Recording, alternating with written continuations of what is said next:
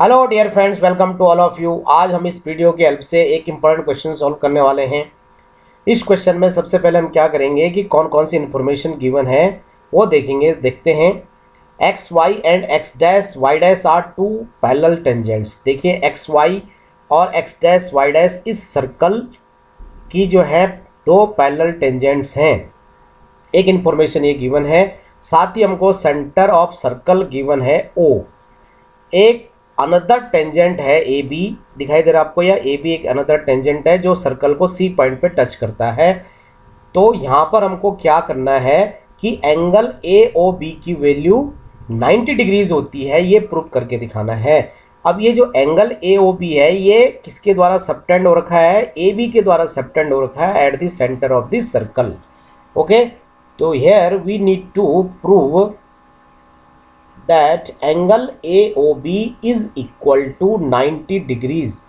तो इसके लिए सबसे पहले हम पहला स्टेप में क्या करेंगे कि जो सेंटर ऑफ सर्कल O है उसको ये जो आपका C पॉइंट दिखाई दे रहा है इससे ज्वाइन करेंगे। ये C पॉइंट क्या है? ये AB का क्या है? पॉइंट ऑफ कॉन्टैक्ट है, यानी कि सर्कल को AB जो है C पॉइंट पे टच करता है।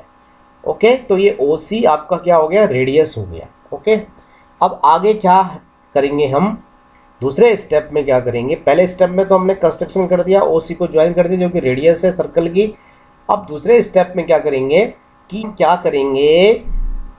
कि ओ पी ए और ओ सी ए को हम कॉन्ग्रुएंट प्रूव करेंगे। तो इसके लिए सबसे पहले हम इन दो ट्रायंगल्स को इस तरीके से लिख देंगे। इन दो ट्रायंगल्स में, इन triangle P O A and triangle C O A में अब हम देखेंगे, ऑब्जर्वेशन करेंगे क्या क्या चीज़ें बराबर हमको दिखाई देती हैं। तो ओ पी और ओ सी, पी ओ ए ट्रायंगल की जो साइड ओ पी है वो इक्वल दिखाई देती है हमको किसके? ओ सी के। क्यों बराबर दिखाई देती हैं?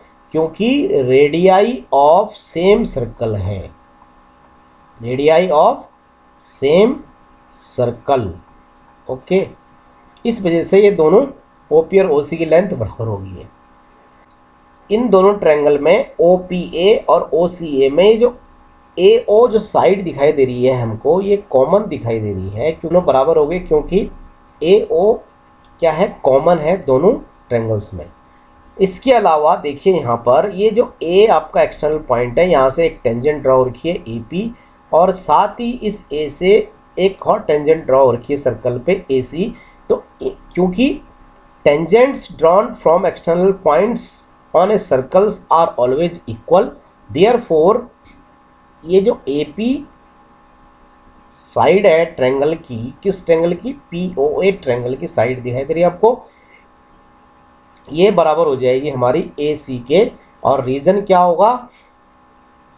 तो देखिए, ए पी और ए सी बराबर हो चुकी हैं। Tangents drawn from external point A to a circle are equal in length. Okay, तो देखिए एक साइड बराबर हो गई है, दूसरी ये साइड्स का पेयर बराबर हो गया, तीसरा ये साइड का पेयर बराबर हो गया।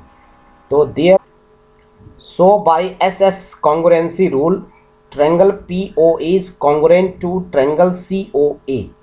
Therefore, angle POA and angle COA ये दोनों एंगल बराबर होंगे by CPCT।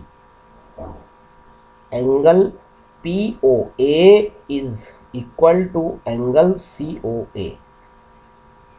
Let this angle POA is angle 1 and AOC is angle 2, so we can also write angle 1 equal to angle 2. Let this equation is 1. Now again in triangle QOB, QOB दिखाई दे रहा है आपको figure में, and COB में यहाँ पर भी क्या है कि जो है QO जो साइड है वो CO साइड के बराबर होगा। इसका कारण भी यही है कि radii of same circle, radii of same circle.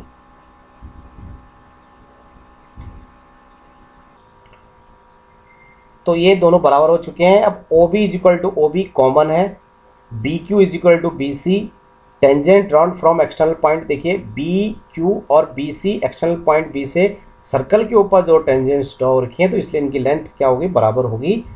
तो यहाँ पर भी देखिए एक साइड, पहला साइड का पेयर बराबर, दूसरी साइड का पेयर बराबर, तीसरी साइड्स के पेयर हमने बराबर दिखा दिए हैं। तो by triple S rule triangle QOB is congruent to triangle COP। अब ये दोनों ट्रायंगल कॉन्ग्रुएंट हो चुके हैं, इसलिए इनके करस्पॉन्डिंग पार्ट्स की वैल्यूज भी क्या होंगी, इक्वल होंगी।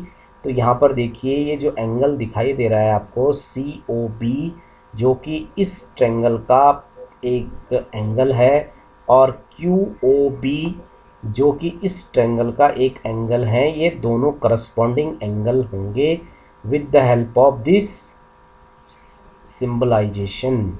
ओके, तो we can write here angle QOB is equal to angle COB। क्यों लिखा, क्योंकि ये करस्पॉन्डिंग पार्ट्स हैं दो कॉन्ग्रुएंट ट्रायंगल्स के। तो let angle COB is angle 3 and angle QOB is angle 4. So we can also write in place of angle QOB that is equal to 4, angle 4. Okay, and here COB angle is equal to angle 3. Let this equation is 2। देखिए इस figure में PQ diameter है circle का, तो ये PQ क्या होगी, एक स्ट्रेट लाइन होगी। देयरफॉर एंगल POQ की जो वैल्यू होगी, दिखाई दे रहा है आपको ये एंगल POQ, ये पूरा एंगल यहाँ से लेकर यहाँ तक, तो इसकी वैल्यू कितनी होगी, 180 डिग्री होगी, क्योंकि एक स्ट्रेट एंगल बन रहा है।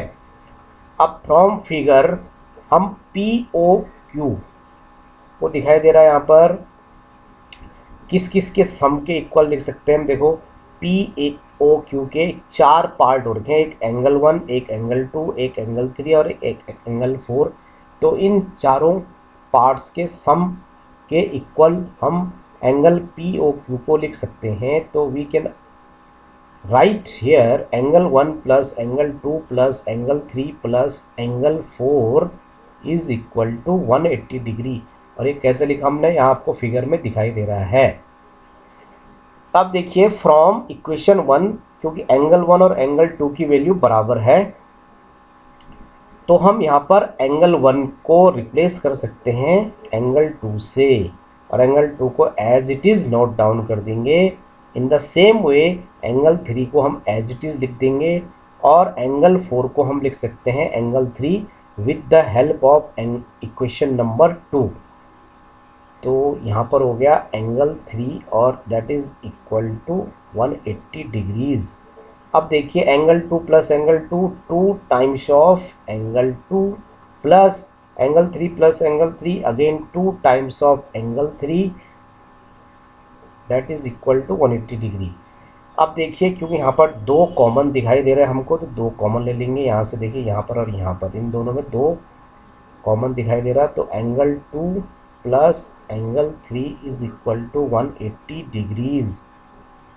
Now dividing both side by 2 we get, यहाँ से देखिए क्या मिला हमको, 2 से 2 कैंसिल हो गया, तो angle 2 plus angle 3 equal to 2 से हम 180 को अगर डिवाइड करेंगे तो 90 आता है, तो 90 डिग्रीज़। अब देखिए एंगल 2 प्लस एंगल 3 को अगर हम फिगर में ध्यान से देखेंगे तो ये एंगल आपको मिलता है, और ये वाला एंगल को हम एंगल AOB के बराबर भी लिख सकते हैं। तो from the help of figure we can also write angle 2 plus 3 is equal to angle AOB, and that is equal to 90 degrees. और यही हमारा इस क्वेश्चन में प्रूव करने के लिए पूछा गया था। Dear friends, if you like the video, then don't forget to subscribe my channel. Also like and comment on this video.